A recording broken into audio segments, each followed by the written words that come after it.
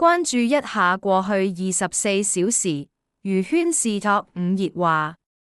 譚嘉儀無預警，布離巢拍片爆喊直指，好唔捨得現年36歲的藝人。嘉儀參加超級巨聲3而入行，加入 TVB 至今已有14年。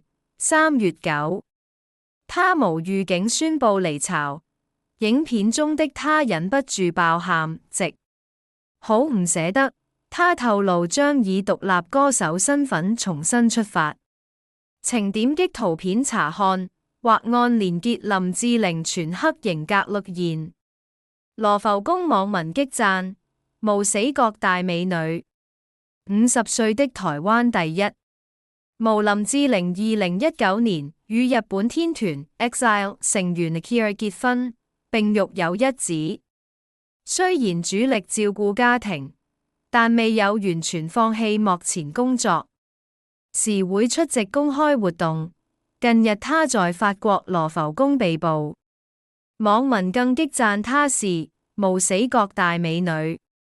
詳情點擊圖片看或按連結開拍。新聞女王2前玩個夠，佘詩曼赴國工作，趁機旅行，盡情吃喝玩樂。事後佘詩曼近日受邀飛到意大利米蘭出席時裝週，完成功後，她亦趁機在當地多留幾天，帶着工作人員4遊覽，又吃喝玩樂，玩夠便收拾心情，回港準備拍新聞女王2。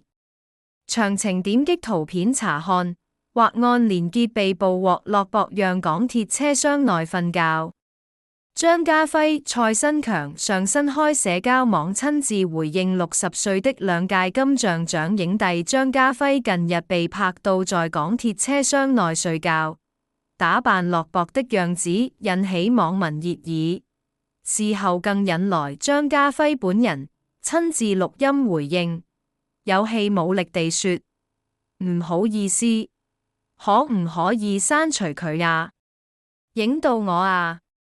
詳情點擊圖片查看，或按連結趙薇承認離婚後首次更新社交平台最新行蹤，意外曝光48歲內地影后趙薇於2021年全被列入劣跡藝人，遭封殺，演藝事業被迫停頓3年。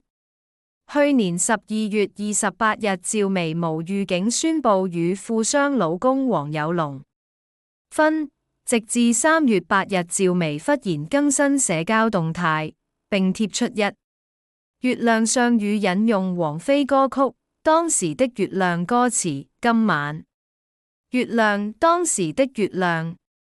詳情點擊圖片查看，或按連結。